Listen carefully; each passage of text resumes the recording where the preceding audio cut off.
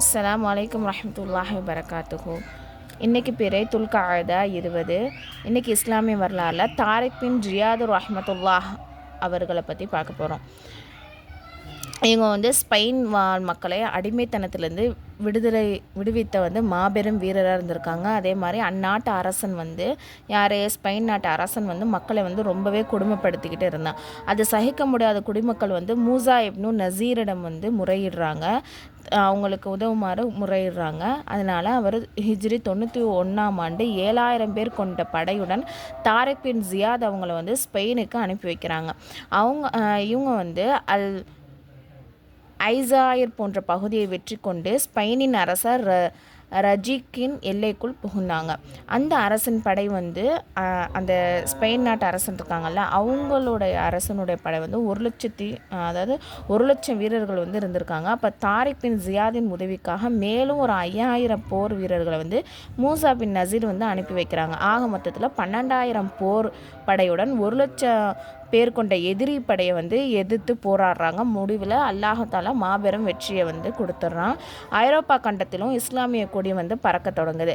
நாடு முழுவதும் அமைதியும் ஆனந்தமும் நிலவக்கூடியதாக இருக்குது. அதே மாதிரி நீதியின் தென்றல் வீசக்கூடியதாகவும் இருக்குது.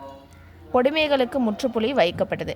பிறகு ஸ்பெயினில் 500 அடி நீளத்தில் 1700 தூண்களுடன் மஸ்ஜிதுல் குர்தபா என்னும் பெயரில் ஒரு பிரம்மாண்டமான பள்ளிவாசல் நிறுவப்பட்டது.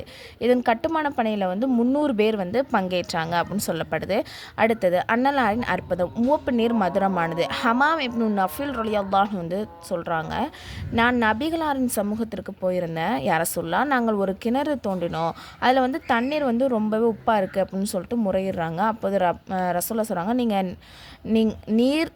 நீர் நிரம்பிய ஒரு தோல்பையை என்னிடம் தாங்க அப்படின்னு சொல்கிறாங்க. அதே மாதிரி கொடுத்தோன்னே இதை திரும்ப போய் ஊற்றுங்க அப்படின்னு சொல்கிறாங்க. ஊற்றுனதுக்கப்புறம் அந்த நீர் உடனே மதுரமான, அதாவது குடிக்கக்கூடியதாக ஆயிடுச்சு, உப்பு இல்லாமல். ஒரு ஃபர்லை பற்றி திரையிடுவது ஃபர்லு. அல்லா தஆலா சொல்கிறான், பெண்களே நீங்கள் உங்கள் வீடுகளே தங்கிருங்க. முந்தைய அறியாமை காலத்தில் இருந்தவர்களை போன்று நீங்கள் என்ன பண்ணாதீங்க, திரையின்றி திரியாதீர்கள் அப்படின்னு சொல்கிறாங்க. சாப் என்ற சூறாவில் அல்லாஹ் தஆலா சொல்கிறான். இதோட விளக்கம் என்ன அப்படின்னு சொன்னால், அவசிய தேவைக்காக வெளியே செல்ல நேர்ந்தால் முஸ்லீம் பெண்கள் என்ன பண்ணலாம், ஃபர்தா அணிந்து செல்வது ஃபர்லு, கட்டாய கடமையாக இருக்குது. ஒரு சுன்னத்தை பற்றி ஷைத்தான் ஊசலாட்டம். ஷைத்தான் ஊசலாட்டத்திலிருந்து தப்பிக்க இந்த துவாவை ஓதணும்.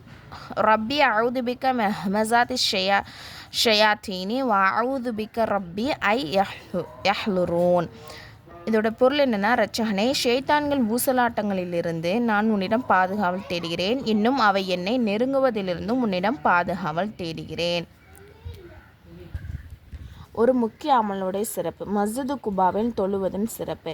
நபிசலாசன் சொல்கிறாங்க, மஸ்ஜிதுல் குபாவில் எவர் தொழுகிறாங்களோ அவருக்கு உம்ரா செய்த நன்மை கிடைக்கும். அதே மாதிரி ஒரு பாவத்தை பற்றி இறை மறுப்பாளர்களின் வேதனை. அல்லாஹ் தஆலா சொல்கிறான், எவர்கள் தம் வசனங்களை நிராகரிக்கிறார்களோ அவர்கள்தான்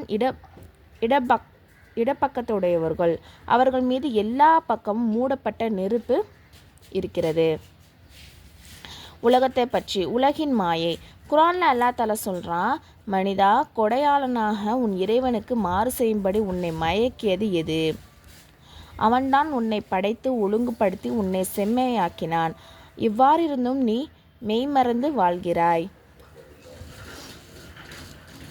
மறுமையை பற்றி நரகத்தின் நிலை.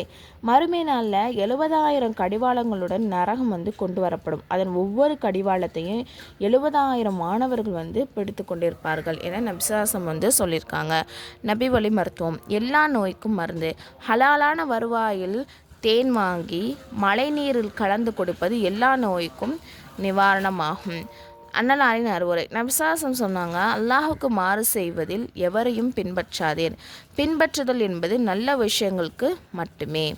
இன்ஷா அல்லாஹ் இன்னைக்கு தெரிஞ்சுக்கிட்ட விஷயத்தை உங்களுக்கு தெரிஞ்சவங்களுக்கு ஏற்றி வைங்க. அஸ்ஸலாமு அலைக்கும் வரஹ்மத்துல்லாஹி வபரகாத்துஹு.